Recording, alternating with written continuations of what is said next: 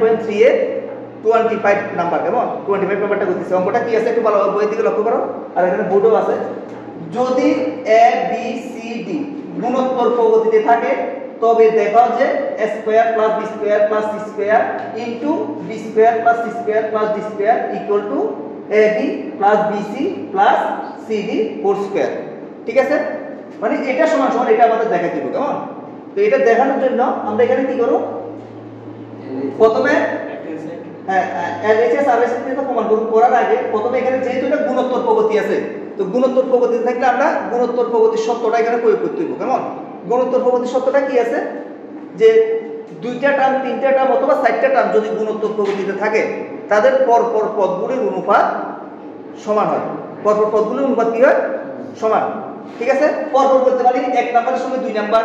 দুই নাম্বারের সঙ্গে তিন নাম্বার, তিন নাম্বারের সঙ্গে চার নাম্বার, পদগুলোর অনুপাত সমান হবে। এটাই তো গুণোত্তর প্রগতি নাকি। তাহলে এখানে কি হবে, আমরা কি লিখতে পারি, তাহলে এখানে লেখো b by a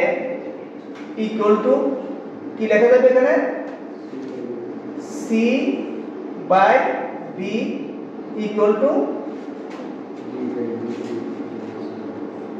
d by c। এটা লেখা যাবে, কেন লেখা যায় এটা বুঝছো তো,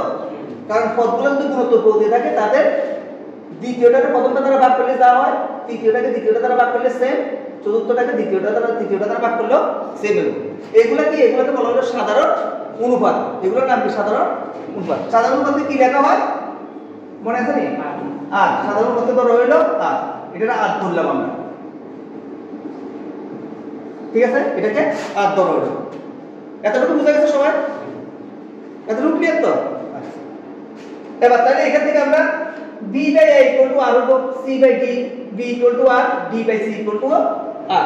ঠিক আছে, মানে এটা সমান আর এটা সমান আর এটা সমান আর এটা সমান r। তাহলে b বাই a সমান সমান যদি r হয় তাহলে আমরা b ইকুয়াল টু কি লিখতে পারি এখান থেকে, তাহলে b ইকুয়াল টু লেখা যায় a r, এটা লেখা যায়। সেম ভাবে c by d equal to যদি r হয় তাহলে আমরা c ইকুয়াল টু কি লিখতে পারি, c ইকুয়াল টু লেখা যায় br। একই রকম ভাবে d by c equal to যদি r হয় তাহলে আমরা d ইকুয়াল টু কি লিখতে পারি, d ইকুয়াল টু লেখা যায় কি লেখা যায়, d ইকুয়াল টু cr। এই লেখাটা বুঝা গেছে সবাই, d ইকুয়াল টু cr, এটা বুঝা গেছে তো, কারো কোনো অসুবিধা আছে না? আচ্ছা, তাহলে এবার এখান থেকে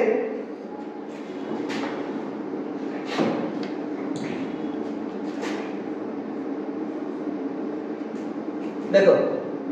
b ইকুয়াল টু লিখলাম হলো a r। আচ্ছা, সেম ভাবে c ইকুয়াল টু এই যে এখানে সমান সমান এই যে b এর মানটা এখানে বসাইছি, b এর মান কত আছে a r, তো তাহলে এখানে লিখতে পারি কত a r স্কয়ার। কিভাবে a r স্কয়ার বুঝা গেছে এটা, এই যে b এর জায়গাতে কত লেখা যায় a r লেখা যায়, তাহলে এই a r এর সঙ্গে এই r টা গুণ, তাহলে কত হবে a r স্কয়ার। কতটা ক্লিয়ার হবে বুঝা গেছে তো, মানে আমরা b এর জায়গাতে b এর মানটা বসাইলাম, কেমন। b এর মানটা বসানোর পরে কত হয় এখানে a r স্কয়ার। এটা বুঝা গেছে সবাই। সেম ভাবে d equal to,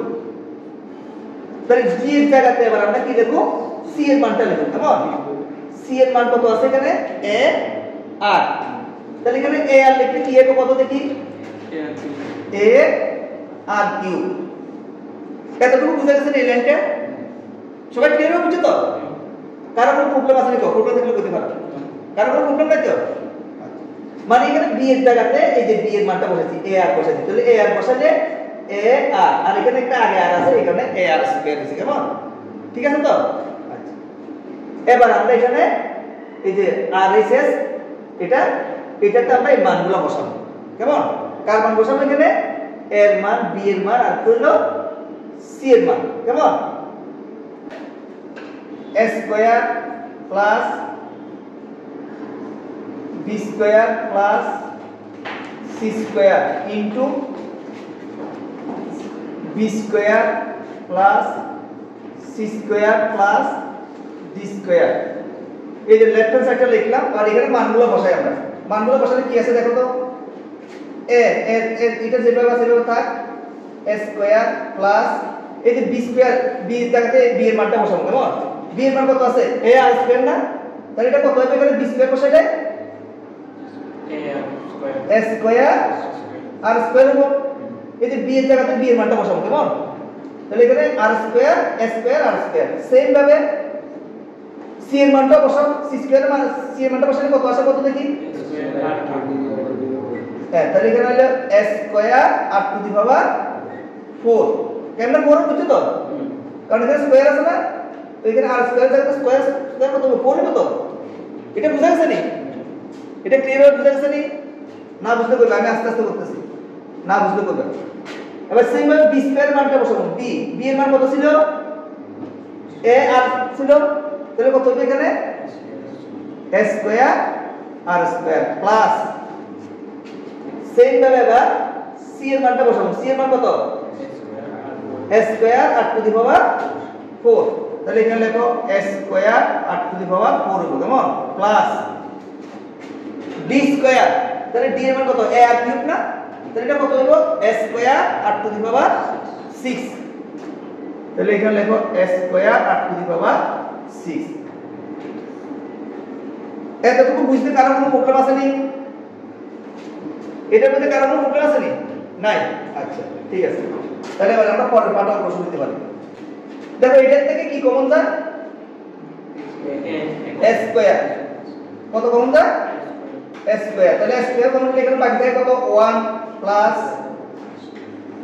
r square plus r to the power 4 ঠিক আছে এই টার্মটা থেকে কত কমন যায় কত দেখি a স্কয়ার r স্কয়ার তাহলে a স্কয়ার r স্কয়ার এবার কত থাকে এখানে 1 plus r square plus r to the power 4 কারণ দুইটা কমন গেছে আর চারটে থাকবে এতটুকু বুঝা গেছে সবাই কারো কোনো প্রবলেম আছে নি নাই আচ্ছা a স্কয়ার আছে তাহলে এটা লিখতে পারি a two the power 4 r square এই যে এখানে দেখো a স্কয়ার তাহলে কত হবে a টু দি পাওয়ার 4 আর এই r স্কয়ারটা লিখলাম ইনটু এখানে 1 plus r square plus r to the power 4 এই যে 1 plus r square plus r to the power 4 তাহলে দুইটা আমরা গুণ করব গুণ করলে 1 plus r square plus r to the power 4 whole square বুঝা গেছে এটা মানে দুইটা আছে তো দুইটা থাকলে এরকম লেখা যায় ঠিক আছে তাহলে এবার এটাকে পুরোটাকে একটা স্কয়ারের ভিতরে লেখো আমরা তাহলে এখানে লিখতেছি a square r into 1 plus r square plus r to the power 4 whole square আচ্ছা হোল স্কয়ার আছে না পুরোটার উপর স্কয়ার এই লেখাটা গুণ করলে কি দাঁড়ায় a স্কয়ার r প্লাস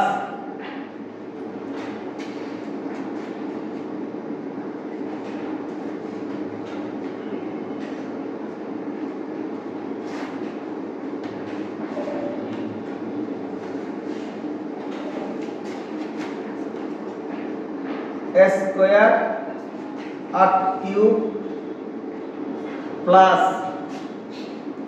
এটা গুণ করলে কত দাঁড়ায় a square r to the power 5 a square r to the power 5 পুরোটার উপর কি আছে এখানে স্কয়ার আছে এই লেখাটা কারো কোনো সমস্যা আছে নাকি কারো কোনো সমস্যা আছে এই লেখাটার মধ্যে কারো কোনো বুঝতে অসুবিধা আছে না আচ্ছা না থাকলে এবার আমরা কি করব এখানে আছে এই ডান দিকের টার্মটা আমরা এটা শুধু মিলিয়ে লিখতে হবে কেমন ডান দিকের টার্মটা মিলিয়ে দেব তো তাহলে ডান দিকের টার্মটা কত আছে a * b তারপরে bc + cd তাহলে এটা মিলানোর জন্য তাহলে আমরা প্রথমে এখানে কি করতেছি দেখো প্রথমে কি আছে এখানে a আছে কেমন ইনটু a * b b এর মান কত a r তাহলে এখানে এটা a স্কয়ার আর এটাকে লিখতে পারি a * a r লেখা যায় নি a * a r এটা মিলিয়ে দিছি প্লাস পরের টার্মটা কি আছে বি সি বি এর মান কত এ আর তাহলে এটাকে আমরা লিখি এ আর ইনটু এ আর লিখছি তাহলে এখানে আর কত বাকি আছে এ আর স্কয়ার বাকি আছে গুণফল এটা মিলে নেই তাহলে দেখো এ এ গুণফল কত হয় স্কয়ার আর আর স্কয়ার গুণফল আর কিউব বুঝছো তো তাহলে এখানে আমাদের এই টার্মটা মিলছে দেখো এখানে বি সি এইটার মান হলো বি এটার মান হলো সি প্লাস এবার পরে আছে কত সি ডি তো পরে কি আছে এখানে সি ডি সি এর মান কত সি এর মান কত আছে a r স্কয়ার তাহলে আমরা এটাকে লিখি a r স্কয়ার তাহলে দেখো a r স্কয়ার লিখতে এখানে আর কি বাকি আছে একটা a বাকি আছে আর r টু দি পাওয়ার 3 বাকি আছে into a r to the power 3 এটার মান কত a r to the power এটার মান কত d বুঝছো তো তাহলে দেখো আমাদের অঙ্ক মোটামুটি শেষের পথে কেমন কথা ক্লিয়ার হচ্ছে তো তাহলে এবার এখানে আমরা এটা সমান সমান দিয়ে লিখি